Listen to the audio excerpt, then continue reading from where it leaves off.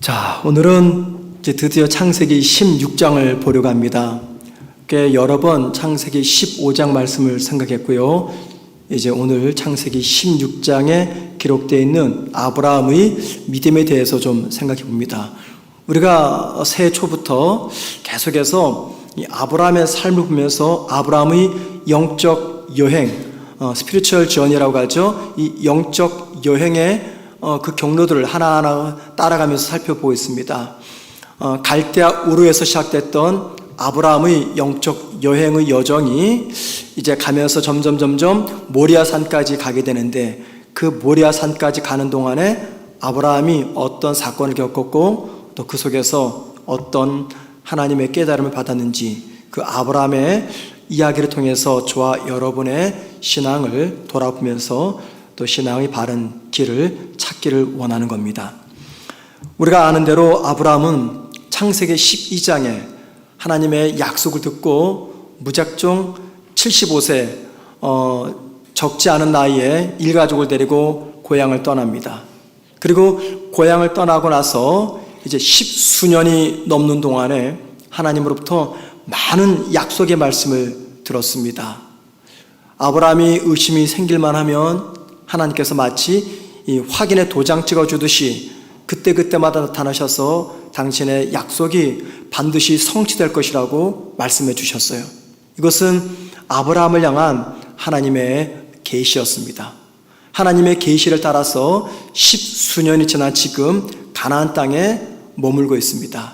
그런데 여러분, 아브라함이 갈대아 우르를 떠나고 오늘 본문에 오기까지 10수년이 지나면서 그 어느 때보다도 하나님의 계시를 가장 많이 받았던 때가 우리가 지난주까지 살펴봤던 창세기 15장까지의 이야기입니다. 15장 8절에 아브라함이 하나님께 이렇게 묻습니다.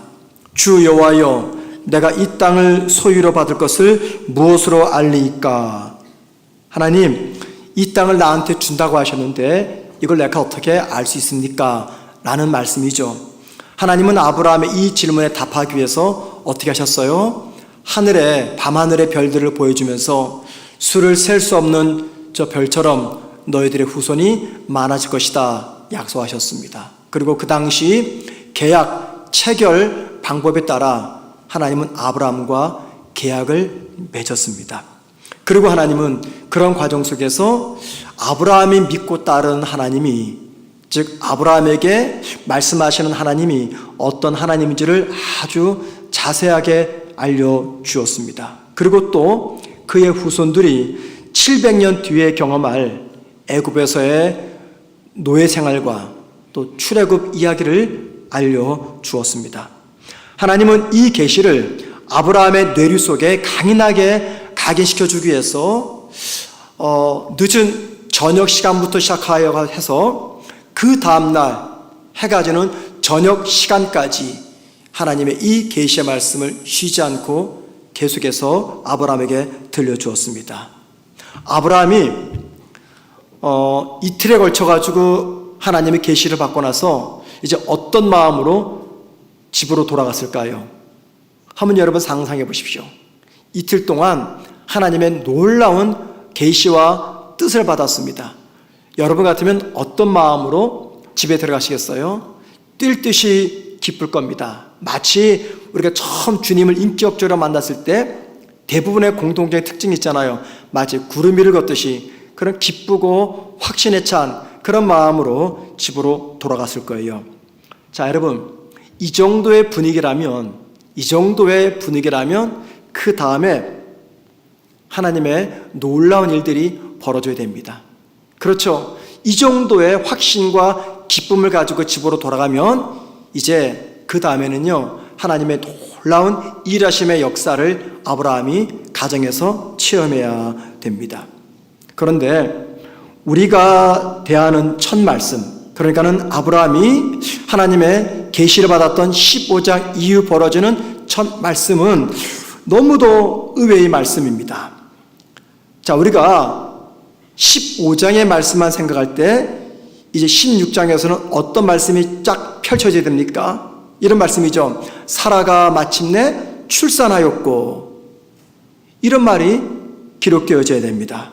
그런데 현실은 어때요? 여러분 오늘 본문 1절 말씀 보십시다. 마이크를 조금 줄이시면 감사하겠습니다. 하우링 생기네요. 1절 말씀, 자, 다 같이 함께 읽습니다. 시작.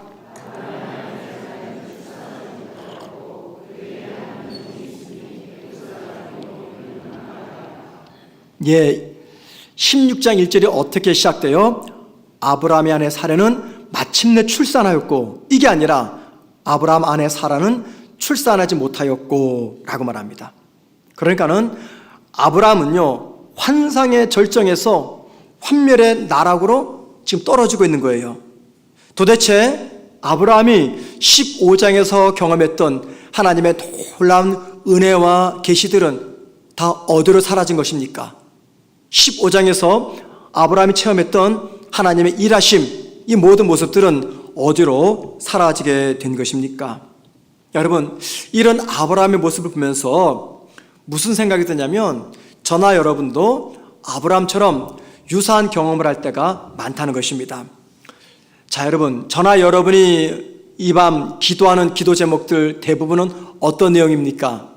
그냥 간단히 말해서, 하나님, 나 잘 살게 해주세요, 이 기도입니다. 하나님, 나 몸이 아픈데 병 낫게 해주시고, 하나님, 우리 자녀들 앞길이 불확실합니다. 자녀들 앞날을 확실하게 해주시고, 자녀들 시집장가 가게 해주시고, 돈 많이 벌게 해주시고, 직장과 사업성이 어려운데 잘 풀리게 해주세요. 이런 기도입니다. 한마디로 하나님, 더 잘 살게 해주세요. 이 기도 놓고 부르짖습니다. 하나님께 간구합니다. 그리고 간절히 기도하는 과정 속에 우리 마음속에 어떤 때는요, 강한 확신이 찾아와요. 그래, 내가 도와줄게. 하나님의 내 마음을 만지시는 그 순간들을 우리가 경험할 때가 있습니다. 마치 하나님이 내 모든 상황, 심정, 형편 다 아시는 것처럼 내 마음속에 갑자기 확신을 확 심어줍니다. 두려워하지 말라. 될 거야. 걱정하지 마. 더 이상 울지 마. 좌절하지 마. 슬퍼하지 마. 이런 감동과 확신이 확 밀려옵니다. 자, 그럼 여러분, 기도 끝나고 집에 갈 때는 어때요? 뛸 듯이 기쁘죠. 마치 집에 가면 당장 내가 고민해왔던 문제, 내가 많이 힘들었던 그 문제가 쫙 해결된 채 나를 기다릴 것만 같아요. 그런데 현실은 어떻습니까? 그런 확신을 가지고 집에 가면요, 기도했던 그 문제들 하나도 바뀌지 않고 그대로 있습니다. 설상가상으로 이전에 없었던 새로운 문제까지 찾아올 때가 있습니다. 냉혹한 현실을 보는 순간 내 마음속에 품었던 확신, 기쁨, 평안, 이런 것들이 무너지고 맙니다. 하나님께 받은 은혜와 냉엄한 현실의 격차 앞에서 한없이 무너지고 있는 이 모습, 이게 바로 창세기 16장에 기록된 아브라함의 모습이자 저와 여러분의 모습이 됩니다. 오늘 본문에는요, 아브라함과 그의 아내 사라 말고 또 한 명의 인물이 등장합니다. 하갈이라는 이름을 가진 여성이에요. 16장 1절에서 그 하갈은 여종이었다라고 말합니다. 짐작컨대 아브라함이 애굽 땅에 내려가서 아내를 누이 동생이라고 속이고 바로를 부끄럽게 만들었을 때 바로가 건네주었던, 사라를 위해서 건네주었던 몸종이 아니겠는가, 그런 생각을 하게 됩니다. 그런데 중요한 건 뭐냐면 이 하갈이 언급된 시기와 상황, 이게 참 주목할 만합니다.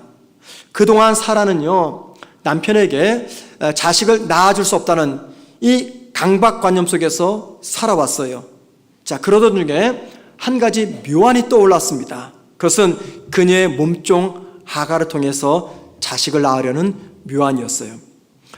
사라가 그녀의 몸종 하갈을 통해서 자녀를 낳으려고 했던 이유가 있습니다. 오늘 본문 2절 말씀을 함께 보십시다. 제가 읽을게요. 사라가 아브라함에게 이르되 여호와께서 내 출산을 허락하지 아니하셨으니, 하나님께서 나에게 출산을 허락하지 않았습니다, 그 말이죠.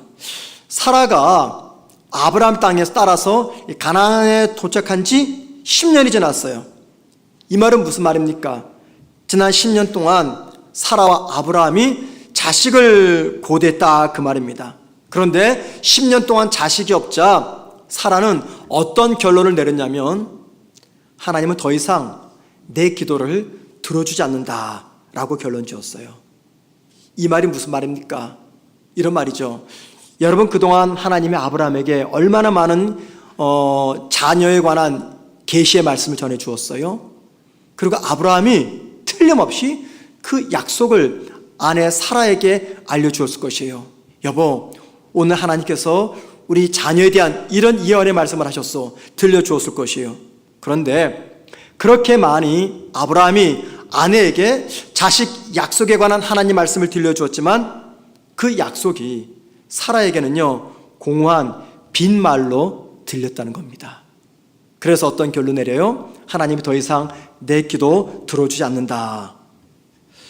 사라가 아브라함의 말을 우습게 여겼어요. 왜 그랬을까요? 이유가 있습니다. 아브라함은 사라에게 큰 죄를 졌잖아요. 애굽에서의 사건입니다.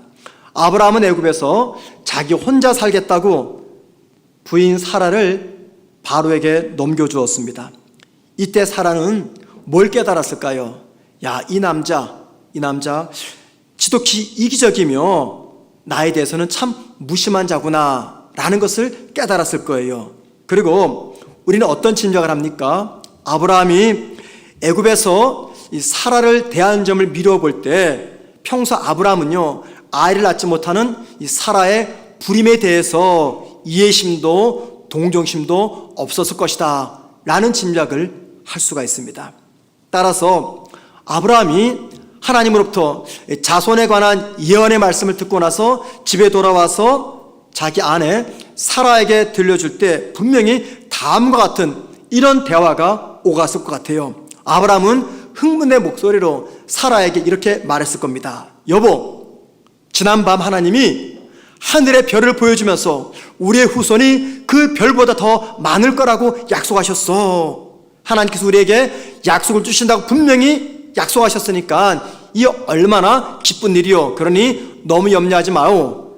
얼마 안 있으면 당신 아이를 낳을 것이고 이제 며느리도 볼 것이고 손자도 볼 것이요. 신이 나서 말했을 것이에요. 그런데 아브라함의 흥분된 이 이야기는요, 사라의 마음속에 불을 지피는 도화선이 되고 말았습니다. 분명 사라는 아브라함에게 이렇게 말했을 것이에요. 당신은 입만 열면 하나님의 계시, 하나님의 약속이라고 말하는데 한번 보세요. 지난 10년 동안 어떤 일이 있었는지. 10년 동안 하나님께서 자식 주겠다고 약속하셨는데 어디 자식이 생겼습니까? 하나님께서 자식을 주려면 빨리 줄 것이지 무슨 이유 때문에 이렇게 늦장을 부린단 말입니까? 자식이 갑자기 어느 날 하늘에서 떨어진단 말입니까? 지난 10년 동안 내가 당신 믿고 고향을 떠나서 애굽에 가서 얼마나 여자로서 수치스러운 일을 겪었는지 당신 모른단 말이요. 더 이상 나한테 하나님의 계시, 하나님의 약속, 하나님의 뜻 논하지 마세요. 이제 그만 말하고 이제는 잠자코 내가 시키는 대로 하세요. 이렇게 말했을 것이에요. 이러면서 사라가 아브라함에게 뭘 제시합니까? 그의 여종 하갈입니다. 그리고 아브라함은 자기가 애굽에서 사라에게 못된 짓 한 것을 늘 죄인처럼 생각했기 때문에 이 순간 아무런 대꾸도 하지 못한 채 그냥 사라의 말을 수용하기로 합니다. 여러분, 사라가 이런 말하죠. 나의 여종과 동침하라. 제안을 합니다. 이게 무슨 말입니까? 사라는 적어도 아브라함의 자식은 태어날 거다. 하나님이 아브라함의 자녀는 줄 거다라는 것을 어느 정도 믿은 것 같아요. 그런데 자신은 더 이상 자식을 낳을 수 없는 처짐을 알았습니다. 그리고 남편이 얼마 전 애굽에서 자기 했던 그 일들을 기억합니다. 그러면서 자기 혼자 살겠다고 자기를 다른 남자에게 내준 이 남자가 자식을 얻기 위해서 무슨 짓을 하지 못할까, 이런 생각을 했을 것 같아요. 그래서 사라는 아브라함이 다른 여자를 통해서 자식을 낳아오기 전에 먼저 사라가 선수를 쳐야 되겠다 생각을 한 겁니다. 그리고는 자기 몸종 하갈을 아브라함에게 내어주면서 둘 사이에 자식을 낳으라고 이야기합니다. 왜 그럴까요? 종이 자식을 낳으면 그 종의 자식은 꼭 주인의 자식이 되는 것이 그 당시에 관행이었기 때문입니다. 그러면 아브라함, 하갈, 자식 3명을 사라가 자기 마음대로 움직일 수 있다고 생각을 했던 것이죠. 그런데 여러분, 아브라함은요, 사라 이 제안에 조금도 고민하지 않고 그대로 수용합니다. 왜 그럴까요? 수용할 만한 충분한 이유가 있었기 때문에요. 첫 번째 그 이유가 뭡니까? 일단 시간이 10년 이상이 지났잖아요. 하나님이 주실 거라면 빨리 주셔야지 시간이 10년 이상 지났기 때문에 사라의 말을 거절할 수가 없는 겁니다. 두 번째, 이 종의 몸을 빌어서 자식을 낳는 것은 그 당시에 일종의 관행이었습니다. 누구도 정죄할 이야기가 아니었어요. 세 번째, 하나님께서 자식을 주신다고 약속하셨는데 꼭 사라의 몸을 통해서만 주신다고는 약속하지 않으셨습니다. 무엇보다도 아브라함이 사라의 제안을 거절할 수 없었던 이유가 있습니다. 그것은 사라의 압력 때문이었어요. 압력. 자, 2절 말씀 보면요, 사라가 아브라함에게 무슨 말하면서 제안합니까? 원하건대 말입니다. 원하건대. 이게 무슨 말입니까? 아주 강하게 압력을 가하는 거죠. 압력을 가하는 거예요. 원하건대 꼭 해라 그 말입니다. 원하건대 하갈을 취하세요. 이 말은 사라의 압력입니다. 그래서 아브라함은 저런 이유 이런 이유 때문에 사라의 말을 듣고 하갈과 동침해서 아들을 낳습니다. 자, 여러분, 이것이 지금까지 오늘 본문의 내용입니다. 오늘 본문의 내용이 우리에게 어떤 신앙의 교훈을 줄까요? 자, 여러분, 아브라함이 하갈을 취하기 전에 창세기 15장에서 어떤 일을 겪었습니까? 하나님께서 보여주시는 환상을 보았습니다. 하나님의 약속의 음성을 들었습니다. 하나님과 피로 언약을 체결했습니다. 이 모든 것들은 후사에 관한 하나님의 약속입니다. 자, 그런데 그렇게 약속을 받고 나서도 아브라함은 사라의 제안을 아무런 저항 없이 그냥 받아들입니다. 그리고 지금 하나님의 주권에 의해서 지연되고 있는 이 자식의 약속을 자력으로 단축시키려는 사라의 계획에 동의합니다.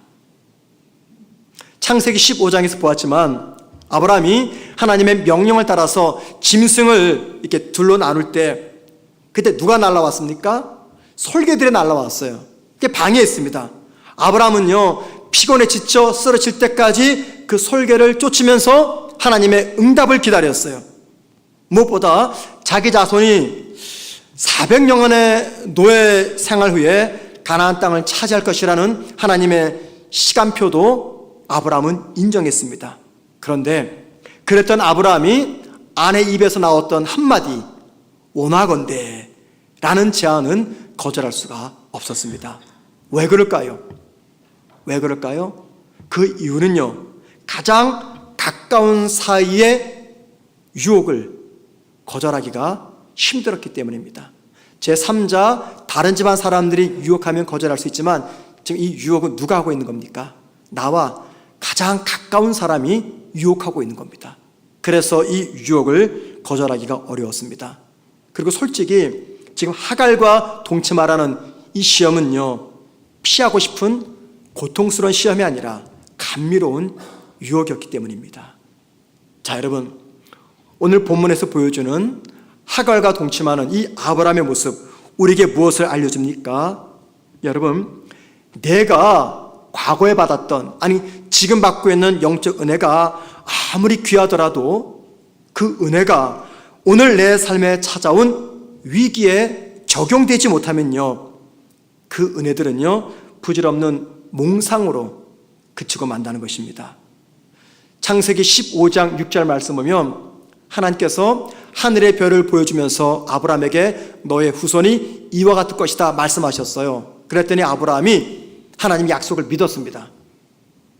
하나님의 약속을 믿었던 그 아브라함을 하나님은요, 의롭다 여기셨어요.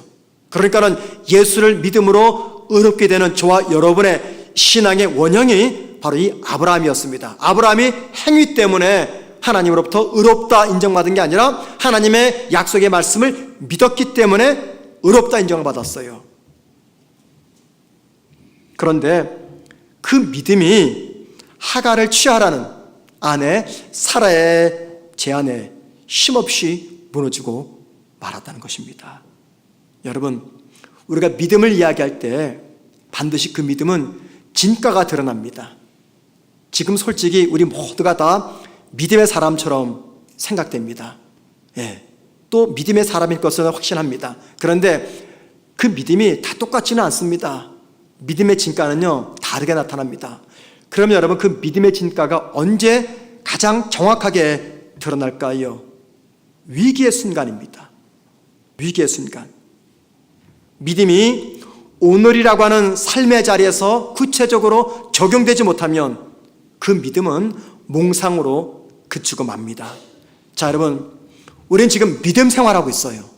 그죠? 취미 생활하지 않습니다. 믿음 생활합니다. 셀에 가서도 친교 나누지 않고 믿음 생활하는 거죠. 그러면 여러분, 도대체 믿음 생활이 뭡니까? 다양한 이야기로 믿음 생활을 정의할 수 있어요. 그런데 여러 가지 믿음 생활의 정의 중에서 믿음 생활이란 이런 것이라고 생각합니다. 믿음의 삶이란 하나님께 받은 말씀이 있습니다. 지금 저와 여러분은 하나님의 말씀을 받고 있잖아요. 하나님께 받은 이 말씀에 비추어서 내 삶에서 일어나는 모든 순간들을 이해하고 해석하는 것입니다. 하나님께 받은 그 말씀에 비추어서 내 삶의 순간순간들을 해석하며 조명하는 것입니다. 그러니까는 말씀이 내 삶의 거울이 된다는 겁니다. 이게 바로 믿음 생활입니다. 그런데 여러분, 이게 쉽습니까? 어렵습니까? 하나님께 받은 그 말씀으로 내 삶을 계속해서 조명하고 해석하고 확인하는 거, 이게 쉽습니까? 어렵습니까? 어려워요. 왜 어려운지 아십니까? 이것이 우리 삶의 습관이 되지 않았기 때문입니다. 이것은요, 반드시 반복되는 훈련이 필요해요. 1년에 한두 번, 가뭄에 콩나듯이 1년에 한두 번 내가 큐티해야 되겠다 싶어가지고요, 한두 번 한다고 해가지고 이거 절대 안 됩니다. 절대 안 돼요.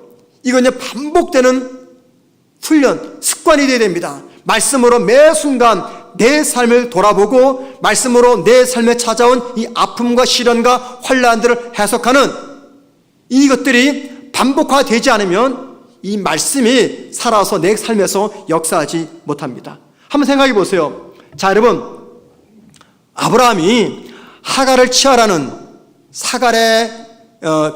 사라의 말에 그만 동의했습니다.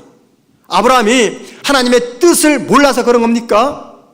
아브라함이 하나님으로부터 말씀을 듣지 못해서 사라의 말에 동의한 겁니까? 아닙니다. 하나님께로부터 많은 말씀, 약속, 계시를 받았어요. 그런데 그 말씀을 자기 삶에 적용하는 훈련이 되지 않았기 때문에 사라의 유혹에 넘어가고 만 것입니다. 자, 여러분, 우리가 왜 사탄의 유혹에 넘어갈까요? 왜 그럴까요? 저와 여러분이 하나님의 말씀과 하나님의 뜻을 몰라서 사탄의 유혹에 넘어가는 겁니까? 저와 여러분이 하나님의 말씀을 모르고 뜻을 몰라서 죄를 짓는 거고 유혹에 넘어가는 겁니까? 아닙니다. 왜 그럴까요? 하나님의 말씀을 가지고 내 삶을 조명하지 않기 때문입니다. 저와 여러분이 믿음의 사람답게 살지 못하는 이유가 잘못된 설교를 들어서가 아니에요. 자, 여러분은 지금 잘못된 설교를 듣고 계십니까? 아, 진짜 그런 것 같네. 대답들이 없으세요? 매 주일마다 여러분들은 잘못된 설교를 듣고 있어요. 그래서 믿음의 사람답게 우리가 살지 못하는 겁니까? 여러분이 말씀을 몰라서 사탄의 유혹에 넘어가는 겁니까? 우리가 제자 훈련 받지 않아서 말씀대로 살지 못하는 겁니까? 읽고 들은, 깨달은 그 말씀을 가지고 내 삶을 비치지 못하기 때문입니다. 내 삶에 찾아온 다양한 사건과 순간과 상황들이 있어요. 그 모든 것들을 하나님 말씀을 거울 삼아서 조명하면서 해석하면서 살아가지 못하기 때문입니다. 최근에 제가 참 마음이 아픈 소식을 들었습니다. 저랑 가까운 사이는 아닌데 그래도 일면식은 있고 인사도 한 그런 관계의 목사님이에요. 이분이 평택에서 멀지 않은 지방에서 목회를 하십니다. 미국에서 오랫동안 목회하시다가 이제 한국에 오셔서 목회를 하셔서 한 8년 되셨습니다.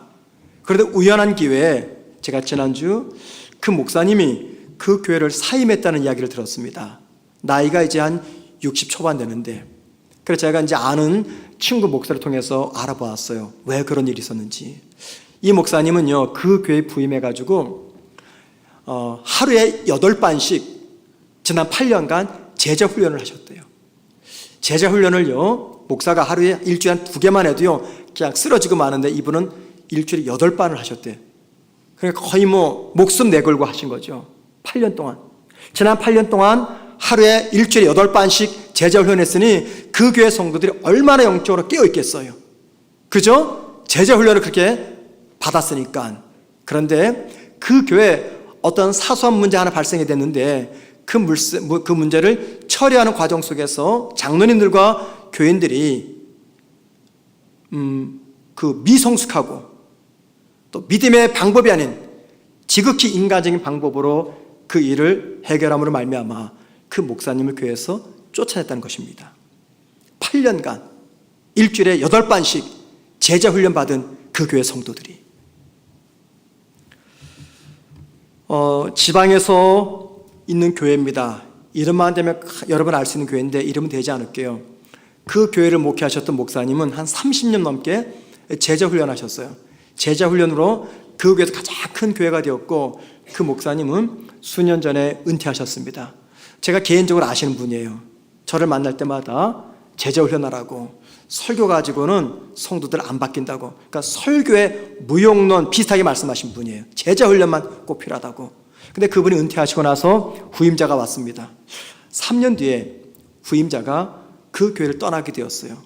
제가 알고 보니까 이제 이 목사님께서 은퇴하시니까 원로 목사님 되셨잖아요. 개인적으로 하고 싶은 일이 있는 겁니다. 그때마다 이제 교회 당회에다가 이야기하면 당회는 은퇴하셨는데 왜 그러실까 해서 한두 번은 들어주다가 그 다음부터는 잘 들어주지 않으셨대요. 그래서 이 은퇴하신 목사님이 후임 목사님에게 자꾸만 압력을 가는 겁니다. 네가 얘기해라, 네가 얘기해라. 도가 지나치자 이 후임 목사님이 그 말을 듣지 않았는지 당회에서 거절했는지 아무튼 되지가 않았어요. 이 원로 목사님이 후임 목사님을 괘씸하게 생각해가지고 교인들을 선동해가지고 그 교회에서 3년 만에 후임자 목사를 쫓아냈습니다. 여러분, 이게 30년 넘게 제자 훈련한 교회예요. 제자 훈련으로 유명한 목사입니다. 설교는 성도들을 변화시킬 수 없고 제자 훈련한다, 그렇게 말했던 그 목사님과 그 교회에서 벌어진 일이에요. 어떤 교회는요, 제자 훈련으로 세워진 교회인데 예배당을 세우기 위해서 불법으로 설교 도면을 그리고 불법을 자행해서 예배당을 지었습니다. 이런 생각이 듭니다. 저는 제자 훈련을 아직까지는 하지 않고 있기 때문에 이런 설교하기가 참 두렵지만, 그러나 이렇게 말씀을 드릴 수는 있을 것 같아요. 도대체 왜 목사는 성도들에게 치열하게 제자 훈련을 시키는 것입니까? 왜 성도들은 피곤한데도, 정말 힘든데도 저녁에 나와서, 새벽에 나와서, 낮에 나와서 치열하게 제자 훈련을 받고 있는 것입니까? 왜 제자 훈련 받을까요? 이유는 하나죠. 주님 닮은 제자가 되기 위해서, 바른 그리스도인이 되고 바른 신앙인이 되기 위해서 이런 제자 훈련을 받는 겁니다. 그런데 여러분, 아무리 오랫동안 제자 훈련 받고 좋은 말씀 듣고 매일매일마다 말씀 묵상하고 공부해도 깨달은 그 말씀을 내 삶에다가 적용하지 않으면 그 말씀은 아무런 의미가 없다는 것입니다. 단지 나의 머리만 채울 뿐이에요. 여러분, 생명력 없는 지식으로만 남게 된다는 겁니다. 내 삶에 적용되지 않고 머리에만 채우는 그 말씀, 이게 무슨 소용이 있겠습니까? 우리에게는요, 좋은 말씀도 필요하고 좋은 신학도 필요하고 좋은 설교도 필요하고 매일마다 말씀 묵상도 필요하고 제자 훈련도 필요하고 또 좋은 성경 공부도 꼭 필요합니다. 그런데 여러분, 그 어떤 것들도 순종과 대체할 수가 없다는 것입니다. 하나님 말씀에 순종하지 못하는 은혜로운 설교, 제자 훈련, 성경 공부 아무런 의미가 없습니다. 그렇기 때문에 내가 가진 성경 지식이 적어서 또는 어떤 특별한 체험이나 은혜의 경험이 없어서 은사가 없어서 신앙생활을 내가 제대로 못하고 있다라고 생각한다면 이건 큰 착각입니다. 큰 착각이에요. 우리가 신앙생활을 제대로 하지 못하는 것이 말씀을 모르기 때문에, 신비한 체험을 하지 못했기 때문에, 은사를 받지 못했기 때문에 그래서 못하는 것이 결코 아니라는 겁니다. 아브라함 보세요. 아브라함은요, 약 700년 뒤에 일어날 그의 후손들에 관한 앞날에 대한 미의 예언을 하나님께 받았습니다. 계시를 받았습니다. 그런데 사라의 원하건대라는 제안을 거절하지 못하고 그냥 동의하고 말았어요. 여러분, 우리에게 부족한 것은 절대 성경적 지식이 아닙니다. 뭘까요? 순종과 헌신입니다. 신앙생활하는 우리가 갖고 있는 착각 중에 하나가 뭐냐면, 뛰어난 설교자들로부터 좋은 설교를 들어야 내가 믿음이 자란다 라는 겁니다. 물론 맞습니다. 일면으로는요, 탁월한 설교자에게 설교를 들으면 우리의 믿음이 더 빨리 깊이 있게 바르게 성장할 수가 있습니다. 그런데 여러분, 아무리 뛰어난 설교자로부터 설교를 듣고 말씀을 읽고 깨달은 그 말씀을 받는다 하여도 그 말씀이 내 삶에 아무런 영향을 주지 못한다면, 내 삶에 찾아온 위기 앞에서 그 말씀이 아무런 작동도 하지 못한다면요, 아무리 뛰어난 설교자가 전하는 설교를 할지라도 그 말씀은 아무런 의미가 없다는 겁니다. 학교에는요, 실력 있는 학생이 있고 실력 없는 학생이 있습니다. 무슨 실력입니까? 학과목에 대한 실력이죠. 수학, 영어, 국어, 과학 등에 대한 실력을 이야기합니다. 실력 있는 학생이 있고 실력 없는 학생이 있어요. 여러분, 교회 안에도요, 아십니까 그거? 실력 있는 성도가 있고 실력 없는 성도가 있어요. 그러면 어떤 성도가 실력 있는 성도입니까? 제자 훈련 수없이 받고 성경 말씀 달달이 암송하고 1년에 성경을 3번, 4번 읽고 모든 설교마다 필기해서 기록해 놓고, 그래서 누구보다도 성경적 지식이 뛰어난 성도, 그분이 실력 있는 성도입니까? 아니죠. 진짜 실력 있는 성도란 받은 그 말씀, 비록 한 말씀이라도 그 말씀을 거울 삼아서 매 순간 치열하게 내 삶의 현실을 돌아보면서 내 삶의 상황 속에 그 말씀을 집어넣고 그 말씀이 나한테 뭐라고 말씀하시는지, 이 환난 속에서, 이 위기 속에서, 시련 속에서, 상처 속에서, 절망 속에서 말씀이 나한테 뭐라고 말씀하시는지 그 말씀에 따라 순종하며 나아가는 성도, 그런 성도가 진짜 실력 있는 성도라는 것입니다. 아무리 듣고 깨달은 말씀일지라도 그 말씀이 내 삶에, 내 의지에 아무런 변화를 주지 않는다면은, 여러분, 우리가 수없이 들었던 말씀, 읽었던 말씀, 받았던 훈련, 아무런 의미가 없다는 것입니다. 어느 성도가 말씀을 삶으로 살아낼까요? 성경 분명히 말합니다. 누가복음 8장 15절 말씀 보면, 좋은 밭을 지닌 성도가, 길가밭, 돌짝밭, 가시밭이 아니라 좋은 밭을 가진 성도가 말씀을 듣고 그 말씀대로 살아가며 열매를 30배, 60배, 100배 맺는다고 이야기합니다. 그럼 여러분, 좋은 밭이란 어떤 말입니까? 누가복음 8장 15절에서 좋은 밭이란 착하고 좋은 마음이라고 이야기합니다. 좋은 밭을 가리켜서 착하고 좋은 마음. 자, 착하고 좋은 마음은요, 2000년 전 헬라어를 썼던 그 시대 속에서 하나의 관용어 수거였습니다. 착하고 좋은 마음은 어떤 마음이냐면 신의 마음을 아는 사람, 그 말입니다. 신의 마음을 아는 마음. 다른 말로 말하면 이런 식이죠. 부모의 마음을 아는 자식. 어떤 자식이 부모에게 효도합니까? 돈 많은 자식이 아닙니다.